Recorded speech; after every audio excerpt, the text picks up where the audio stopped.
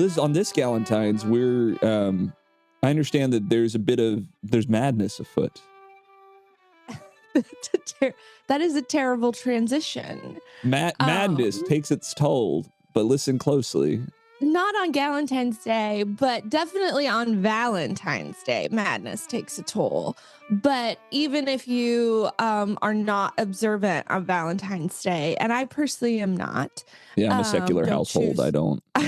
Yes, we just don't celebrate at my home. I give my kids the Ferrero Rochers because they told me once those were the fanciest chocolate. No. Let's get another read on that. Sorry, No. You said. How do you say it? It's a Ferrero Rocher. You have to smile at the camera and say it like Rocher? You have to say it like Daddy's fanciest boy. Yes, Ferrero Rochers. A Ferrero Rocher. There you go. I got because they told me they were the fanciest chocolates alive, like around, and I was like, yeah, they are. So I get them little Ferrero Rochers. And but I don't celebrate. But what I do celebrate is the Dingus Madness tournament. Ooh. Zach, have you ever heard of March Madness? I believe it or not, yes, I have heard. As a devoted follower of b-ball, I celebrate that every year, every spring. Well, what if you could have March Madness but for fascists? Like, what if you could pit them against each other and like the ultimate battle for who is the worst? Like in a Coliseum-style mixed combat. Oh my God, I wish I had that kind of power and money. If I were Mr. Beast, I would make like Andrew Tate fight people in a Coliseum ring. You already kind of saw Logan Paul do this, right? Like, I don't think it's impossible to think that other assholes, other shit goblins could end up fighting tooth and nail for their time in the Coliseum. I mean, yeah, alpha male lineup. Let's just watch you beat the hell out of each other. I think that that's great. But before we are rich enough to rent a Coliseum, please like and subscribe. Please like and subscribe. Please like and subscribe.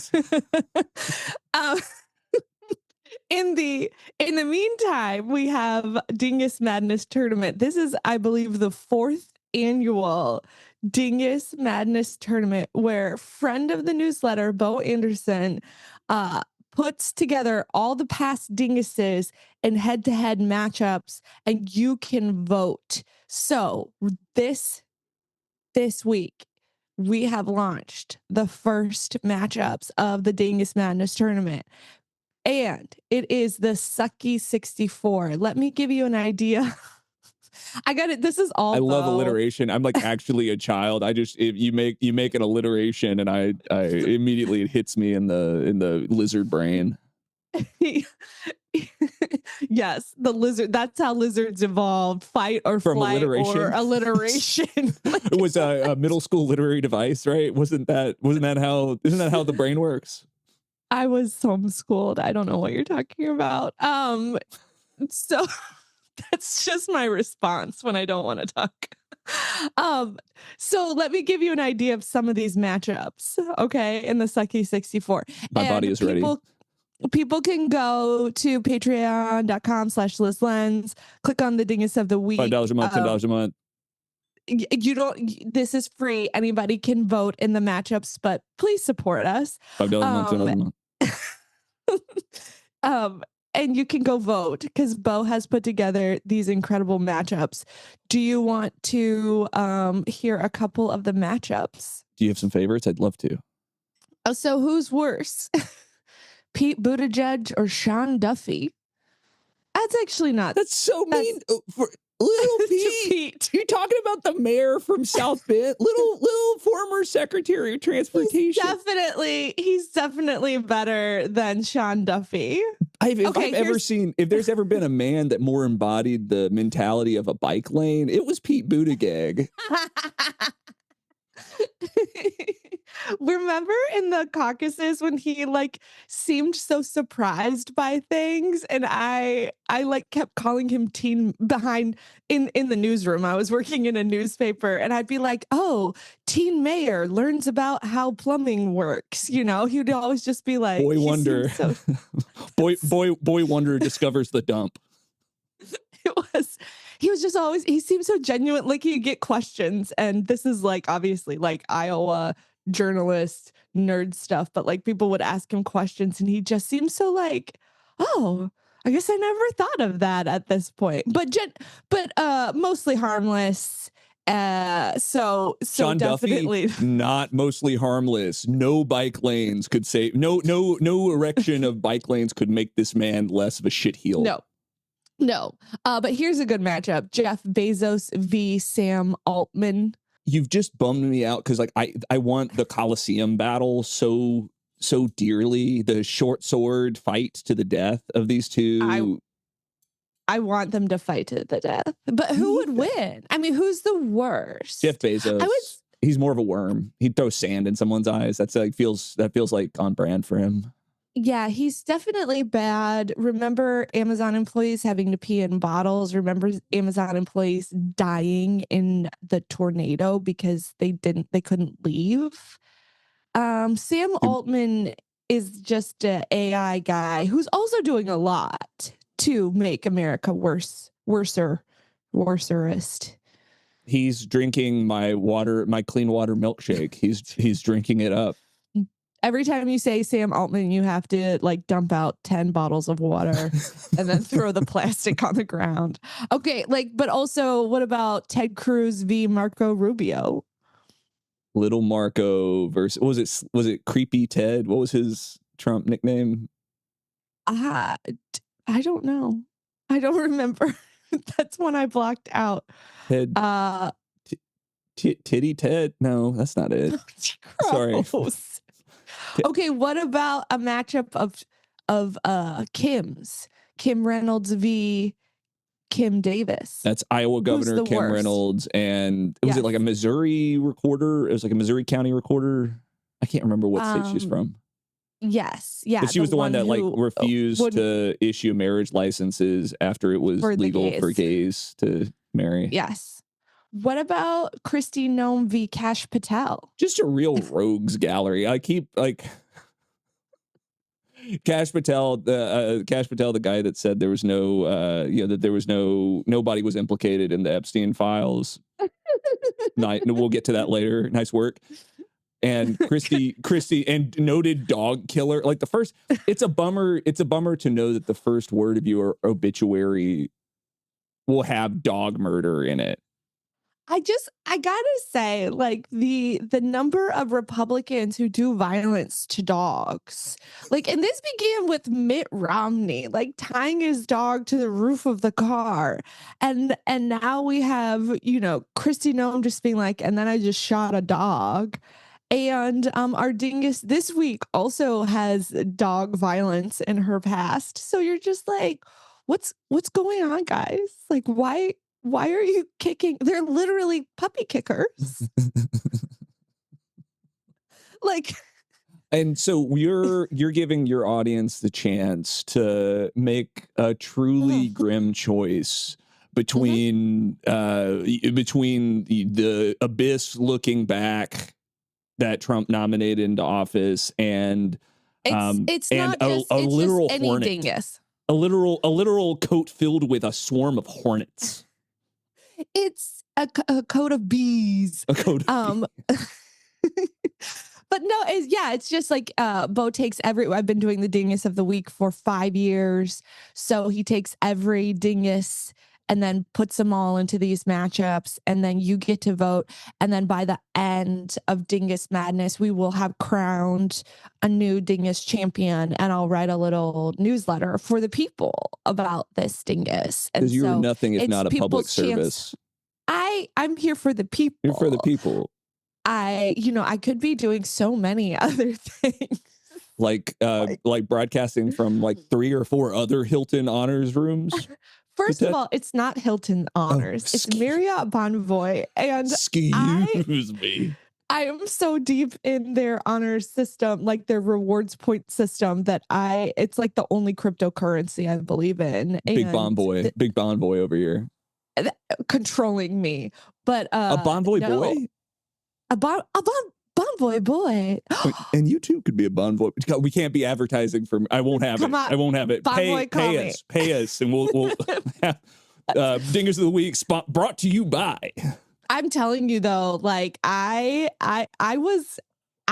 planned this whole trip. I am in Boston to visit a dear writing mentor, but like I planned this whole trip on the back of points.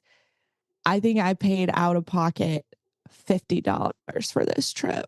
So this is like my most Midwestern mom bit where I'm like, listen, if you do the rewards points right, then you can get all this free stuff. Yeah, it's like Kohl's Cash, but not for losers. Just kidding. Not the Kohl's Cash. Don't go after the Kohl's Cash has a following. You're going to get us canceled. Kohl's Cash is a scam. If you once you start the Kohl's Cash, it's really hard to get out of the Kohl's Cash cycle. It's really the cigarettes of the big tobacco of the rewards point system. I haven't been into a Kohl's since 2016, 2017. Yeah, you've been clean and sober ever since. Out. Yes, and I'll never go back in. I don't even care if there's a Sephora in there. You can't get me back into the Kohl's Cash cycle. I am out. Hello and welcome to Dingus of the Week, a weekly show where America, my wife and I saw you from across the bar. And we hate your vibe. I'm Zachary Oren Smith, a politics writer at Iowa's Starting Line. I'm here with Liz Lenz, the author of the most celebrated Dingus of the Week newsletter. This podcast is the audio second course to the newsletter's visual feast. Sign up at its new home on Patreon. That's at patreon.com/Liz Lenz. Wherever you listen, help support the show. Like and subscribe to our YouTube. Rate and review us on Spotify and Apple Podcasts. Share this episode in a group chat near you. And of course, become a patron of the Dingus Arts. That's patreon.com/Liz Lenz, LYZLENZ. Have a dingus of your own. Send us a voicemail at memo.fm/dingus, and you might just hear it on this very show. Now, Liz, tell us, we've all been waiting. Who is the Dingus of the Week? Well, you know, some weeks you don't choose the dingus chooses you. And I think this week, you know, there's a very obvious dingus winner because Attorney General Pam Bondi sat before Congress. And the idea, of course, was that she had to answer questions about the release of the Epstein files because they haven't been released, per the timeline that she was given by Congress. Also, the release has been a real shit show, if I may. Swear on my own podcast, but because with the latest document dump, victims' names weren't fully redacted. Like they're like the OPSEC on these things is terrible, or like the people who got protected in the redactions were definitely not the victims. Mm-hmm. And there's this whole investigation has not been happening as like the Trump administration promised, like because Trump was like out on the campaign trail being like, we're going to release the Epstein files and we're going to do all of this and it's going to bring down all the corrupt, dirty Democrats. And now they're there and they're like, Epstein, never heard of him. Epstein? Who is this? I don't know her. Yeah. I don't know this man. But then, of course, the more documents that are released, the more damning it becomes. And so it's just a huge shit show. And Pam Bondi went before Congress to answer questions, except she didn't really answer questions. She just kind of like screamed at Congress for a couple hours where she was basically doing her like, I know you are, but what am I? Like Liz, I worry this is going to be a conflict of interest. You know that Pam Bondi hired me on to help her prepare for this Q&A with Congress. You know that, right? We've talked about this. I guess I did sign an NDA, so we didn't talk about this. Are you the one who helped her write such great lines as such great zingers as washed up lawyer, not even a lawyer? Isn't that what she said to Thomas Massey? Yeah, that was mine. Yeah, that's right. That one was mine. That zinger. They say you should prepare to talk about the work when you come to these congressional testimonies, but I say prepare for the hearing that you want to have, right? It's so important for women in STEM, that is removing the stems off of flowers. When they say indictments, I told her, pivot to Merrick Garland. When they say wrongful redactions, pivot to Border Patrol. When they bring up victim testimony, I say bring up the real victim, Donald J. Trump. Thank you. And when you're in a position of preparing someone for something like this, it's so important. It's so important that you work with the best. And Pam Bondi is obviously the best. One thing I didn't write was that brilliant line. She gets confronted about her incompetence, and you know what she says? What does she say? She says, "Oh yes, the Dow right now, it's over. The Dow right now, it's over. $50,000. The Dow." Like a prayer. She pivots to the Dow. And what's incredible about Pam Bondi is she not only does she come up with off the cuff genius, like pivoting from from child trafficking, accusations of child trafficking to the stock market. But then when she gets cornered, why not shit on Culver City? Culver City, the site of American Armageddon.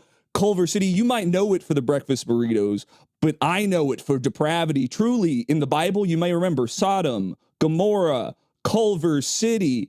I'm telling you, this what a treat to get to work with the Pam Bondi, Attorney General. I've been such a fan. I've been such a fan. I gotta say that pivot from from literal child trafficking to the stock market was something that really I felt like I was stroking out, because I was like, wait, if the Dow is up, then we don't care about children being abused. Is this the logic that I have now? Is okay. I've been making fun of Democrats for the way that they've been using the word affordability like a meme. It's been frankly embarrassing. Yeah. But oh God, every time Hakeem Jeffries is like, oh, ICE doesn't help us afford gas, deporting immigrants. How does that impact affordability? And you're like, stop tweeting, go slap yourself in the face and do something. Yeah. Hakeem, Democrats are back, Jeffries. It's the cadence for, again, I feel like we have to study Pam Bondi's delivery of she gets lost in how she's gonna she, much like me not knowing how to segue into the next segment. The Dow right now is over. The Dow right. There's this build up like a black minister in the on a Sunday morning. I mean, truly powerful stuff. It was awful. It's like she prepared for that by studying Real Housewives reunion videos. She's like, what if I flip a table? Is that what Teresa, would do? What would Lisa Rinna do in this situation? She had that big binder, and I think it became pretty apparent for the people who were there that the binder wasn't filled with facts and information. It was just filled with personal details about the various members of Congress, but it wasn't even that it was her burn book, but if Regina George had CTE or something. Because deep respect to Regina George. She really messed that school up. And Pam Bondi just doesn't have that Regina Riz. She doesn't have the juice. But her burn book was it was Thomas Massey, a Republican, where she was like, oh, you have Trump derangement syndrome. It's did you just copy and paste these from X? It was Jamie Raskin. She was a washed up loser lawyer. Okay. Honestly, don't put Grok don't take Grok's name in vain like that. Like Grok would never. Like Grok could do better. Grok's so smart. Grok's so powerful. He would eat one whole Lake Michigan and do so much more damage than this. Like I can't. I the other thing about Pam Bondi is like this week, there was a profile about her in the Atlantic, and it was a pretty good profile. I hated the headline because it was like, what happened to Pam Bondi? And then it goes back to her like past. And it's basically her just doing really shitty things. And you're like, she's just always kind of been awful. But you get a handful of people who were like, she was nice to me. It's like, yeah, that means nothing to me. But as an employee of Men Yell at Me Media, I'm contractually obligated that whenever profilers come forward that I say, oh, you mean the boss? Real good. 5 stars. Goodbye. Good. Click. Good. Definitely a good boss. Zach, blink if you're at gunpoint right now. Blink on camera if you're at gunpoint right now. But there was a great detail, and again, I'm not being condescending to the journalist. I'm pretty sure the journalist like understood, like what we're doing here to say. Like she's always kind of been like this, but there were 2 things from that profile. One is that she was this dog walker, and she ended up like kind of fostering a dog that had kind of been abandoned during Katrina, and it was like the dog of a kid whose parents had died by a murder-suicide, and then they wanted the dog back, and she wouldn't give the dog back to this family. And it like there was this whole court case about it, and they ended up settling.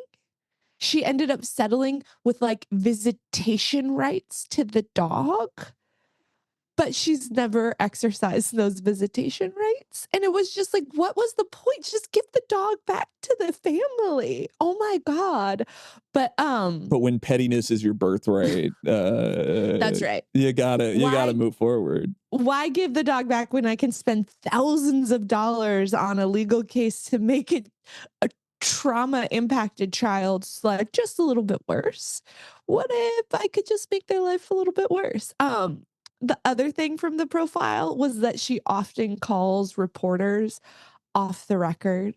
Zach, have you ever gotten one of those like off the record calls from a politician? Normally to yell at me about something I wrote. Yeah, it's real fun. Yeah. I do love these little trysts. Yeah, they'll call and they'll just be like, this isn't for reporting, but it's just between the two of us. I just want to tell you what's really going on. And it's such bullshit. It's like, first of all, off the record, if anybody's listening, the deal is off the record has to be an agreement. Like if I'm the reporter, I have to agree that I'm keeping it off the record. And like, there's certain things, of course, maybe like if somebody's going to be put into danger, but like off the record isn't like, you can't just call somebody and be like, it's off the record now. And then you bitch. Yeah, this happened. This has happened to me a few times, most notably with like Richard Spencer when I interviewed him about allegations of beating his wife.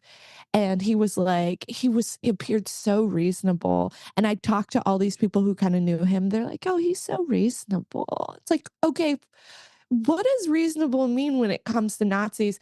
But he was like, let's go off the record. And then the moment he went off the record, he started screaming at me and like, calling me the C word and everything. And I was like, okay, we're going back on the record now because you can't insult me off the record. And the moment I hit record back on the thing, his whole affect changed. And I was like, this is actually terrifying. Yeah, it's not a camera. Like you're not on my show, off my show, dog. My favorite though was once this is like 2 years ago, I was doing a piece on a local politician who was running for Senate who had quite a few women accusing him of creepy behavior, and right before the the piece was set to go and had been legally vetted and fact checked, and people were mad. I got a call in the middle of a Sunday from a friend of this politician, and she was just like crying. She was like, I'm a victim, and I know you are too. So victim to victim. Let's just talk, and like was trying to manipulate me out of like putting that in the story. And I was like, that is disgusting. This is disgusting.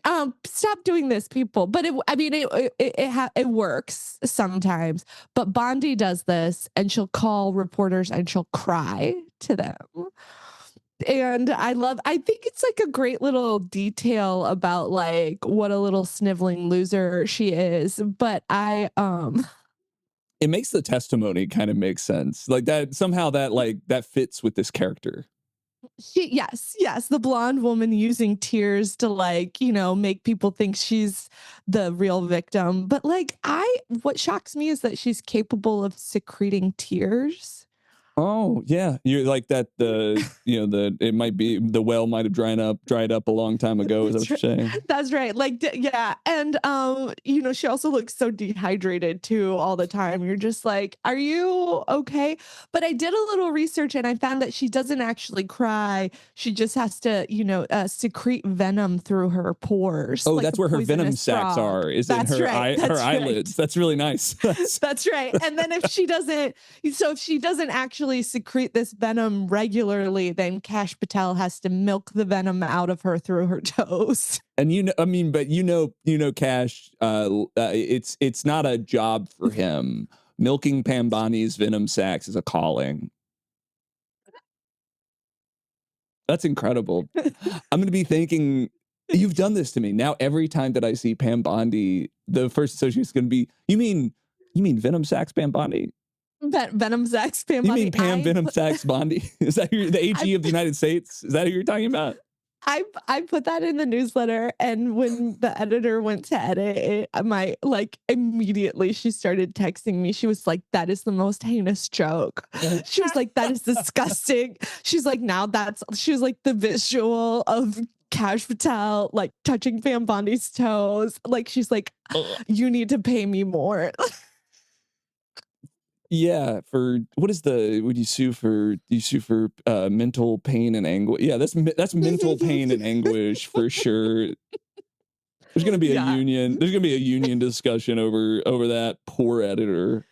But like there was a moment I think that was pretty powerful in the Bondi testimony where of course this is the whole hearing, of course, was political theater. And, this is a reality TV president, and hearings have always been political theater. But I think this time the mask was fully off. Pam Bondi, I'm joking that she treated it like a Real Housewives reunion, but like she did, and she was performing for an audience of one, Donald John Trump, to make it look like, she is doing exactly what she wants him to do. And the whole part of this is to, get those viral clips, because the majority of Americans are not watching this whole thing. They are watching the clips and they're using, whatever news outlet of their choice or whatever news commentator. And it's, a lot of personalities out there rather than outlets to interpret those clips and to say what they mean. Right. So like, for Newsmax, Pam Bondi, yelled at the stupid liberals. And then for the liberals, it's like Pam Bondi was a mean girl and a brat. But there was this real powerful moment where during the hearing, Representative Jayapal asked the victims of Epstein who were in the audience to, quote, please raise your hand if you still have not been able to meet with this Department of Justice. And all the survivors in the room stood up and raised their hands. And there's this incredible image that was captured, I believe, by an NBC photographer of the victims standing up, raising their hands, and then Bondi just kind of looking away in the foreground. And I think that encapsulates like the real conspiracy behind the Epstein files, that the way the people who are supposed to protect victims quietly turn away from the truth. It's also like how patriarchy works, right? Not always with active violence, but that like pernicious, quiet complicity of women like Bondi who are hired specifically and hired and promoted to do exactly this, like be human body shields for men. And they do it because like you can get promoted. I mean, it's a joke among me and my friends that like if we suddenly became conservative, we would get paid better for our jobs, because there's always some woman out there who's gonna be like, not all men are great. Like, and I mean, I got a list. I know where they write for.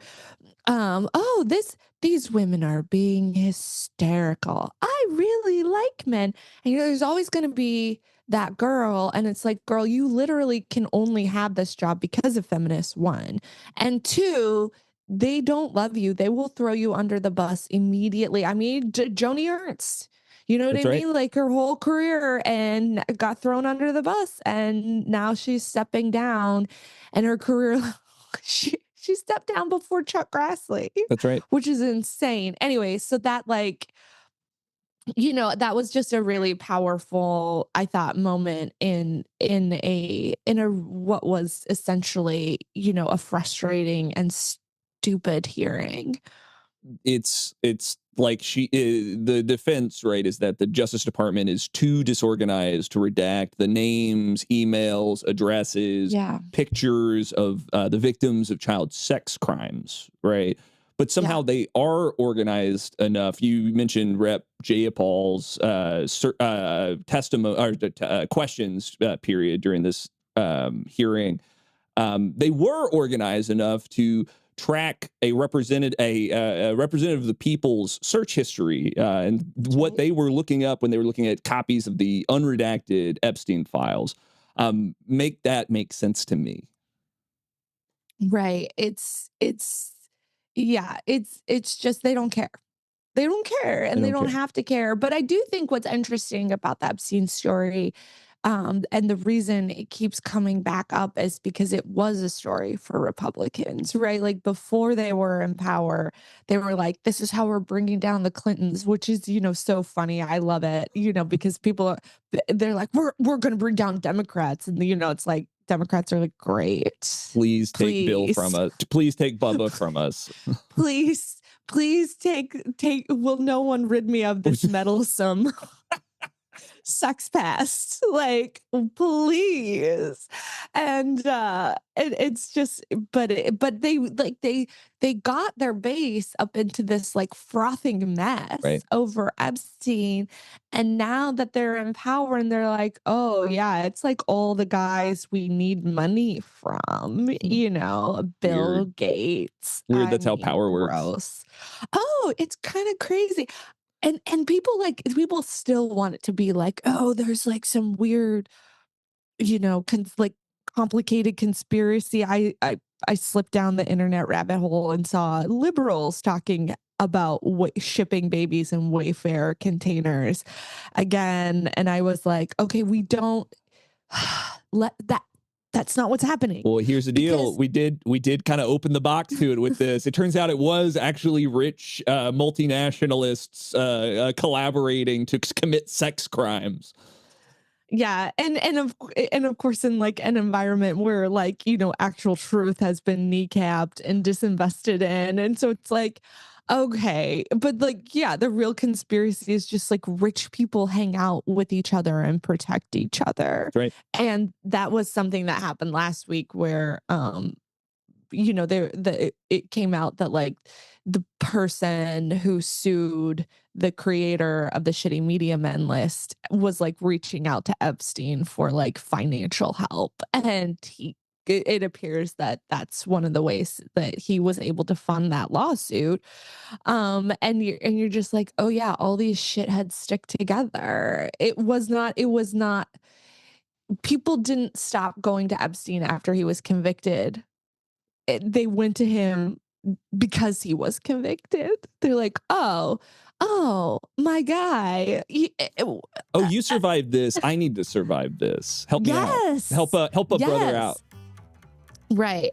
From all those hysterical women who keep saying, please stop talking to me. Well, no. And on that note, on telling hysterical women everywhere to please stop talking to me, Liz, do you want to take a break? Let's take That's a terrible segue. Can I take that again? Liz, do you? No, we'll do it. Bye.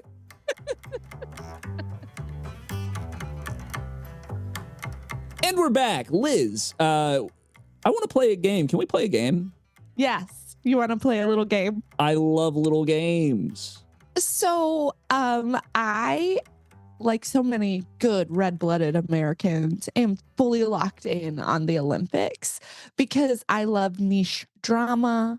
I love bandwagoning things. I love a bandwagon. If there's a bandwagon for something, I'm going to hop on it. I don't need to have been a luge supporter for my whole life. I'm going to be a luge supporter for 2 weeks and I'm going to have some very intense opinions on it and then I'm going to forget about it. And that is my love. So I have been deep on the Olympics, and this Olympics is giving us not just golds, not just silvers.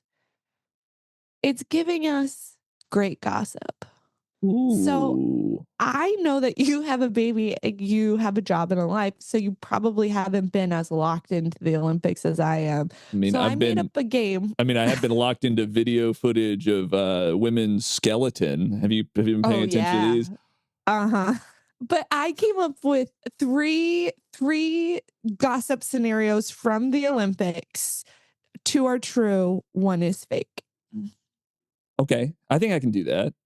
Can you guess which one is fake? Are you ready? Are you ready for low level Dingus Says What? Liz. Yes. Let's find out what the dingus said. Let's find out what the dingus said. Okay, so you perhaps heard about biathletes Sturla Holm Legrid, who, after winning a medal, in the biathlon, went on TV to tearily announce that he cheated on his girlfriend and he wants her back, that she was the real gold medal all along. Perhaps you heard about him doing this. Not the real gold medal all along. Yes. And it's been a lovely news cycle for people who love low-level drama because the girlfriend anonymously told a news outlet, like, I don't want him back. Leave me alone. He can go away. However, so that story is true, but what is less known about our messy boy Sturla is that he is banned from the biathlon World Cup for shooting off his gun in the hotel.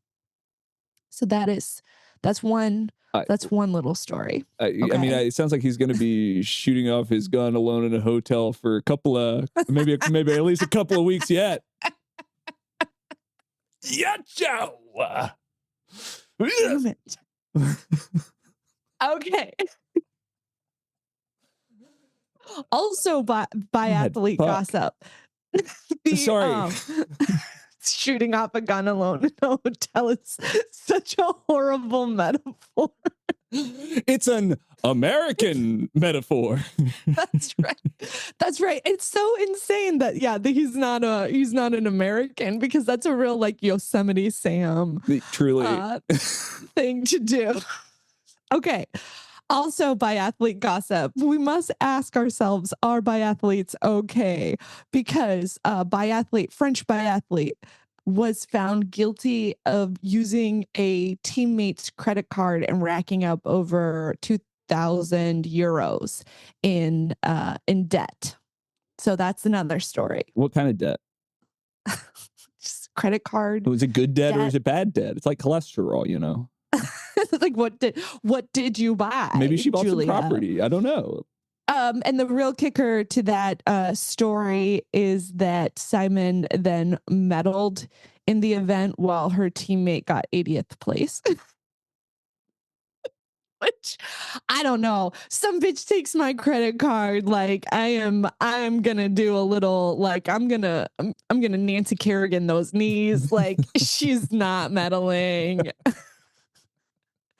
You know, like I'm gonna meddle with her meddling chances, if you know what I mean. Okay, last story. Last story. Another one. Perhaps you heard about American skier Breezy Johnson being proposed to at the end of one of her events. She said yes. Congratulations, Breezy. But what you may not have known was that hours later, another American skier, Sage Olsen, was proposed to. And she said, no, how dare you? This is my Olympic moment. And now they're broken up.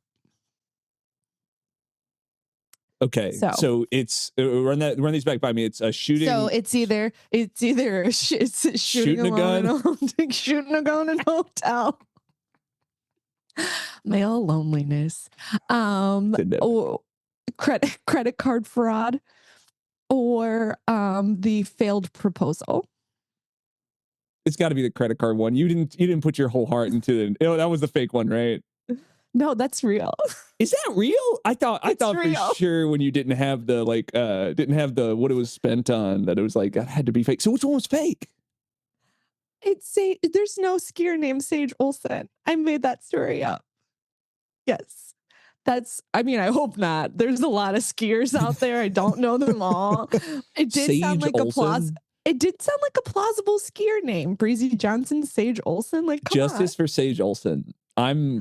Sage, if you're out there. Sage, if you're out there, congratulations on turning that man down. That pissed me off, though. I mean, like, I'm sure Breezy Johnson's very happy, but like, I hate it when those public proposals like upstage a woman's like, champion moment. Although he proposed to her at the end of a run where she did not medal. So, okay.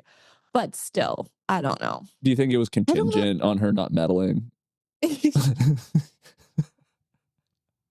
I don't know. Those public proposals like really bother me. But again, if that's what she wanted and she's happy, but I don't know, man. Especially like you want a championship, you got a ring, but here's the ring that really matters. No, it doesn't. Fuck off. Liz, because like you can get divorced, but you'll always be an Olympic medalist. I can't believe that you got through this whole segment and you didn't mention Penisgate. Because I knew you knew about Penisgate. This was like, okay, well, that's fair. This is, of course, the 2026 Penisgate scandal involving how male ski jumpers are allegedly injecting I'm going to mispronounce this, hyaluronic acid or paraffin into their, to artificially enlarge their genitals to fly through the air faster, better, stronger. I love this story so much because the boys, we're so worried that we've been so worried that our junk was making us not aerodynamic enough. And that the thing that was holding us back was our flaccid dicks, flopping in the air behind us. Thank you, Neutrogena hydronic acid that I inject now thrice a month into my junk to make so I can sail off that ramp. So the thing about this story is that it like happened, like it came out right as the Olympics were starting, and I was like, we are cooking with gas. This Olympics is gonna be so good because right away we have a story about ski jumpers injecting their penises so that they can fly farther and faster. And it's so good. I'm a little embarrassed. Like if the government looked up my search history, it would just be like Penisgate. Why inject your penis? What's going on? I'm on a list. I'm not sure which one, but I'm certainly on one of them. Like, but it is like I think it does. Like, they also like hyaluronic acid has been used for penile girth enlargement surgery. And it's supposed to like help the lift, like the significant lift, I guess, when you're ski jumping, which also, by the way, ski jumping is one of those sports where I'm like, no, immediately no. It's like cliff diving or, or like the bobsled or the luge. Do not send me off down some hill. I know. Where I'm supposed to defy gravity really fast. Hell no. Like, I'll just inject my junk with all sorts of chemicals for free. Why do I have to jump off a ramp in order, putting my life in danger and my newly, I just put $50 in this thing. That's cute. You think it's like $50? I'm sure it's Liz, like how much do these penile injections cost? Well, I mean, according to my research. I just, you know what? There is probably, I was going to say, like, if you inject your face with like Botox, you're not getting out of there like with under $200. But maybe that's the female tax. Maybe that's the female tax. Like, maybe it's cheaper for men. Like, I was like, well, surely cost comparison wise, but I was like, why would I do that? The insurance probably covers it. Yeah. Like Blue Cross Blue Shield is like, oh, you sweet baby angel, you want a bigger dick here? Blue Cross Blue Shield brought to you by Blue Chew. It's incredible. Yeah. Meanwhile, I'm like, please cover my migraine meds, and they're like, no. Make us. Yeah, prove women have brains. That's my insurance case manager. I have just loved this Olympics so much. So many fun stories. And I also, like, so many people hate the French ice dancing couple because there's some really good explainers out there, but the male half of the ice dancing couple has been, his former partner wrote a whole book basically accusing him of like abusive behavior. Whoa. And he dumped her and then like picked up this other ice dancer who also has like a little bit of like a shady past, and her former partner. And it's all this, it's all kind of like shady and terrible. And I was really upset to see them win over our Americans. And it was sad to, I love Madison Chalk. I think she's beautiful and wonderful, and I wish nothing but the best for her. And they had such a classy response too, because now everybody's like outraged, like, how could the French win? And there was like a little scoring thing in the, where like a French judge deducted something from a little bit from the American team, and that contributed to their loss. And whatever, but the American team had just like such a classy response to all of this. And so I wish them nothing but the best. They're also married. I love it when ice dancers are like in love. I think love. That's exactly how it should be. Like, I don't want you to be rivals or platonic. Like, I want to believe that you're dancing and in love out there. I love. You know what I also love, Liz? What? Listener voicemails. You want to listen to a listener voicemail? Yes. That's how you segue, Pam Bondi. Liz, this is Melissa. Hi, I'm Melissa. I'm submitting my bosses, in fact, the owners of my company, as Dingus of the Week. There are 3 of them. They are childhood friends. I swear something happened in the woods in high school, and one of them has pictures. And they make every decision together. All of them graduated from high school. Stop.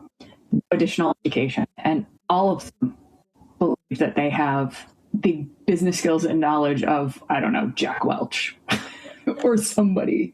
They don't listen to anybody. They actually have offices in a physically separate building from the rest of the company. C-suite down the street. And I was informed that I was not allowed to do something because at my job, risk management and compliance, that I was wrong because they knew better. For a gram of the arrogance of a white male who thinks that he is more than he is, women would rule the world. And just makes me want to beat my head against the wall. So I am nominating my bosses, all 3 of them, who have to make every decision together, regardless. And they all have to be in agreement, regardless. as Dinguses of the Week. That was Melissa, an employee of Huey, Dewey, and Louie, the ignorant children of what's the DuckTales billionaire? Scrooge McDuck. Scrooge McDuck. Thank you so much. Yeah, they're the real Dewey, Cheatham, and Howe. You know, they're the Curly, Larry, and Moe of why do stupid men groups come in threes? It's comedy works in threes, and we're not funny enough on our own. You get three of us in a coat, and we become a star, don't you see? The three musketeers of incompetence. Listen, this is one of the things I love the most about the Dingus of the Week is when people submit their like local dinguses, because there's nobody worse than like somebody low level at that who like really embodies the spirit of the American moment, by which I mean incompetence and, you know, misogyny, but like in your daily life and you have to deal with them. Like that's the real dingus. And Melissa, these dinguses suck so much. I had a boss recently.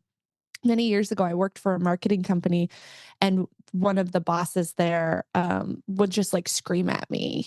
My job was to like write up press releases and reports. And, you know, he really had like this thing where he was like, I want like how many people have been to our website on it, but he wanted the specific number, but the specific number would obviously change like daily. And right. So like I'd send him something, he'd review it the next day and he'd be like, well, these numbers are wrong, get the numbers right. And then he would call me and yell at me about it. And it was just like, it was the stupidest thing. I'm like, can we just round up? Can we just say per week? Can we, like, no, I wanted to break. And this man, I have not talked to this man since I left that job in 2000. Let's see, it was 2008 that they let me go during the recession. Jesus. It's been he tried to connect with me on LinkedIn. And what, give me the three skills. Give me the three skills that you endorse for him. I just wrote, he sent a message, you know, like one of those generic, and I'm not on LinkedIn. God's plan for me does not involve LinkedIn. I basically just kind of sit on a profile because many years ago I made a fake profile for my son when he was a baby because he looked like a little business baby and it was very funny to me.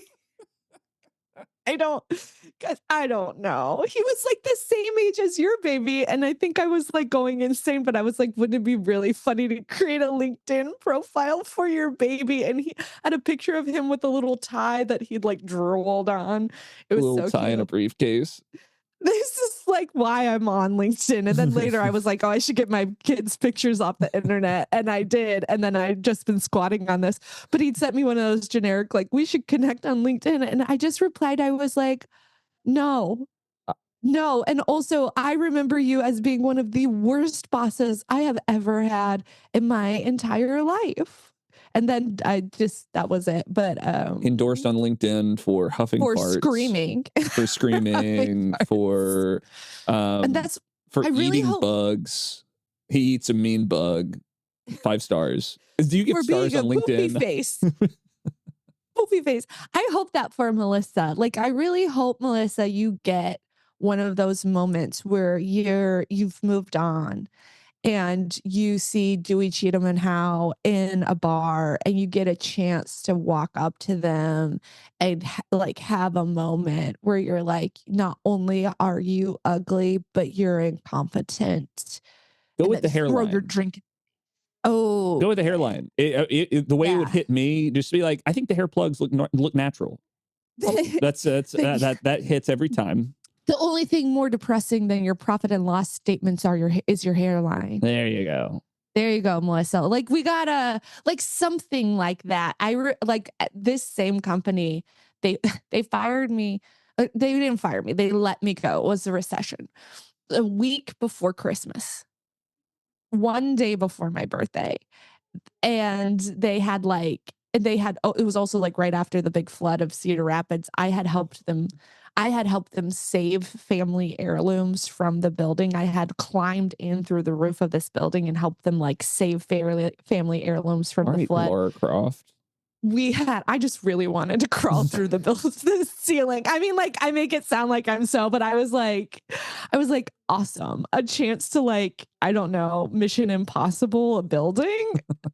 I'm a little freak. Like, if you're like, hey, we're going to go, I don't know, rappel down the side of a skyscraper, I'd be like, okay, tell me a little bit more. Yeah. Like, hey, like Liz, the back door is open. We can just go through the back. We'll just go through the back. We're all going through the back door. Liz, you don't need the rope. You don't. It's just come back. Me sawing through your woof. And that's why I had to pay for Zach's roof damage. Look. That man might be the raw substance that's fueling the furnace of your soul. But what's causing you joy, Liz? You know what? Two things. I read an amazing book called Murder Bimbo. Okay. It is who's the writer? Rebecca Novak. I got mailed this book. Somebody pitched it to me, a PR pitch, and I was like, wait a minute. Actually, that book sounds rad as hell, because the pitch is a sex worker murders a politician named Meathead, and then chaos ensues. And it's a satire. It's this brilliantly layered narrative. And I was like, yeah, I want to read that. And I did. And I'm so glad I did, because now I'm obsessed with this book. It's so funny. It's so brilliant. And it's Catherine Lacey, the author of Biography of X, which is a wonderful book as well, describes it as Murder Bimbo is Gone Girl for the Luigi Mangione era. And yes, and I was like, sold immediately. But the other interesting thing about this book is, like, it had a different title and cover, something like You Could Be Next or something, because it is about a political assassination, and those galleys went out like right before Charlie Kirk was shot, so they had to like redo the cover. Yeah, so it was a little like yikes. So and that's what won you back. Their sensitivity around the assassination of Charles James Kirk. I never got that galley. I wish I had. So that's that rare limited, and you can't, if you subscribe to the Patreon. I was about to say, like, you can mail that to Liz. I don't think you get the address. I don't think that you'd give out your address on the Patreon. That would be a bad idea, wouldn't it? That would be a terrible idea. No offense, y'all are freaks. But I don't even give Zach my address. He has to. I make him like park 4 blocks away from my home, and I blindfold him and then drive. Yeah, the van pulls up. 3 men come out in balaclavas, toss a bag over my head, throw me in. Zach, what's bringing you joy besides being violently kidnapped? Besides being violently kidnapped, what's bringing me joy? Fancy fruit. Mm-hmm. Elizabeth, are you familiar with fancy fruit? Like, is that a brand name or just like fruit that is fancy? This is just fruit that's fancy. So, have you like had a pomegranate? We had some friends recently in town that reminded me like of what is one of life's true pleasures, right? Which is overpackaged designer fruit. Oh, I'm talking like $50 for 5 grapes, and each of those grapes taste like the moon dripped a single droplet of water and it froze into a perfect sweet orb. You know that. But is this grape. Yeah, but is this like the weird genetically modified like grape that is supposed to taste like cotton candy? Because that shit freaks me out. I hate to break this to you. All fruit is genetic insanity. All fruit is GMO fruit. The apple is a myth. The apple's a myth, Liz. I'm here to tell you that the apple is a myth. Designer fruit, beautiful, expensive. But like, if you know, when that come payday, I'm going to the store. I'm gonna find blowing all his money on like a dragon fruit, but it comes like on a silken pillow or it comes on a silken pillow with a bedtime story for you to read the dragon fruit when you tuck it in at night. I find it's like it's a banana pumped up with hyaluronic acid. I sort it in banana. I sort it in the same place that I do miniature furniture. which I love furniture miniatures, but like it's just like it's a thing that I like that's just like taken to like a very stupid place, and that for me, Liz, is giving me joy. So you had a fancy fruit. You had a fancy grape. It's about the fancy fruits I'm going to have. It's that the world is full of all the fancy fruits you have yet to try. The world is your $60 navel orange. I suppose navel it'd be $60. My kids are like of fruit eating age, so I spend $60 on like 2 tubs of strawberries that are gone in like 3 hours because my daughter will just like, she's like, I'm gonna snack and then just like pull out a pint of blueberries and then eat them like a maniac. Yeah, I'm like, you think I'm made of money? Do you think I'm like no, ration yourself 4 blueberries at a time, like make them last. Speaking of designer fruit, I understand that there's a very particular kind of designed fruit taste that you found again recently. Is that right? Oh, I thought I didn't know if we were going to have time for this, but so real Diet Coke lovers will know about Diet Cherry Coke, which is delicious. It is one of the greatest forms of Diet Coke. However, me and my dear friend Kate have been having a really hard time. We both love Diet Coke. Kate loves Diet Coke more than me. She wins. She is insane about Diet Coke. It is a competition. I have known this woman for almost 30 years. Almost 30 years. The whole time I have known her, she has always had like a case of Diet Coke in her car because she is never without a Diet Coke. She was the one I was visiting North Carolina with her. I got stopped at security trying to get through the airport because she put a Diet Coke in my bag. As like a fun little gift. Well, she was just like, she had an extra Diet Coke, so she put it in my bag, and we didn't, because she was like, she secretes Diet Coke through her pores. She just always has the Diet Coke. But for the longest time, we haven't been able to find Diet Cherry Coke, like in the stores. Like I'm always looking because I'd love a little Diet Cherry Coke in my life. And I am in Boston. There is a gas station near my hotel. Stop at that gas station so I can fill up on Diet Coke for my hotel room while I'm here. And they had Diet Cherry Coke.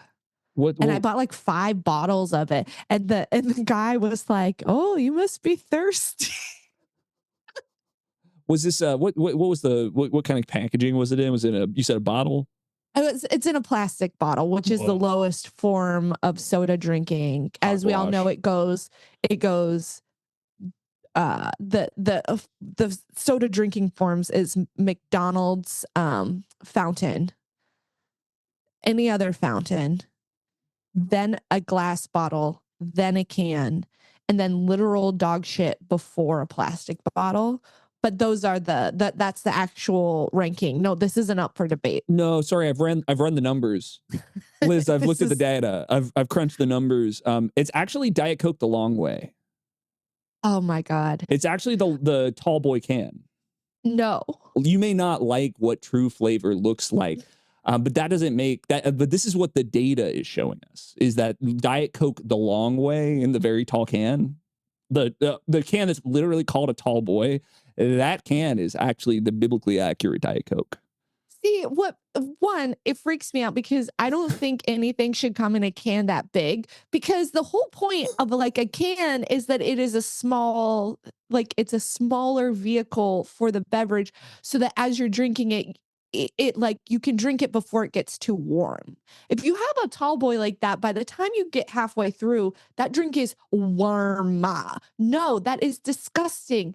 Gross. Also, tall boys are like what assholes drink their Coors Light out of. Like that, Liz, for me, Diet Coke transcends that.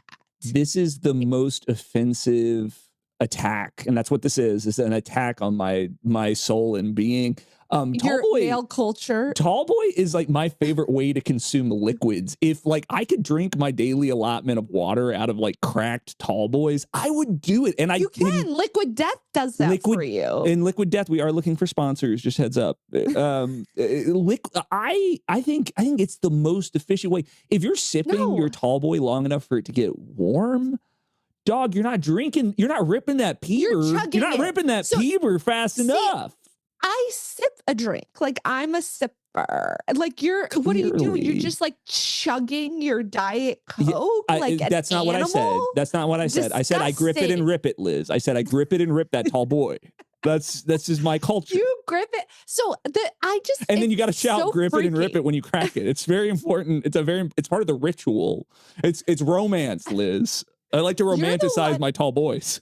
Zach's the one who got me to shotgun a Celsius, aren't you? Yes. And I never shotgunned anything a day in my life. And last June, we were on our relay across Iowa, and you said shotgun a Celsius. And listen, you dare me to do anything, I will do it. Like, do not look at me and say lobotomy because I'll be like, okay.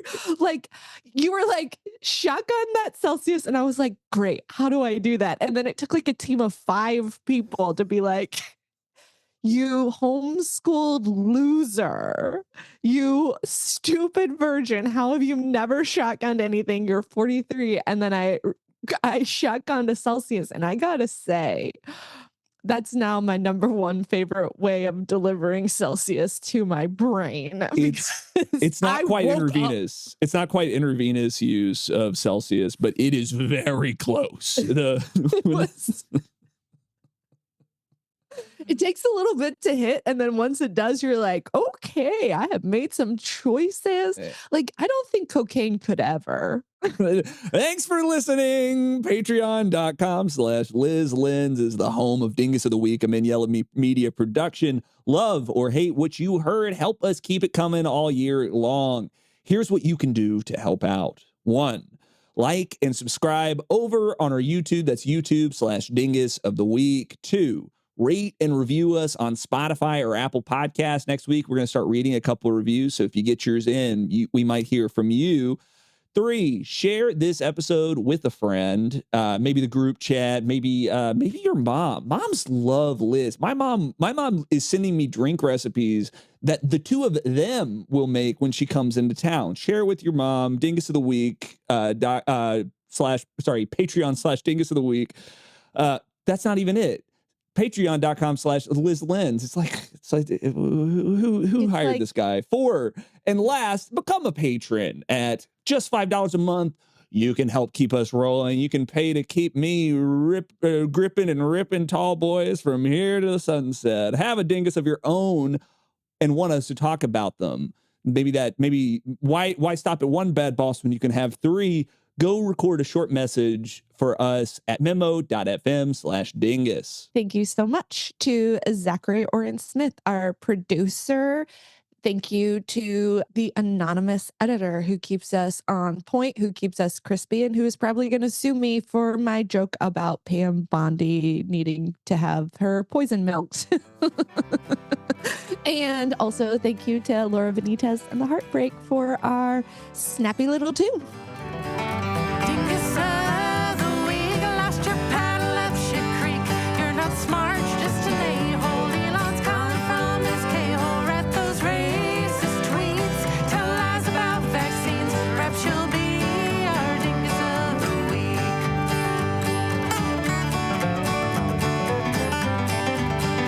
It's a race straight to the bottom, down so deep it's hard to fathom.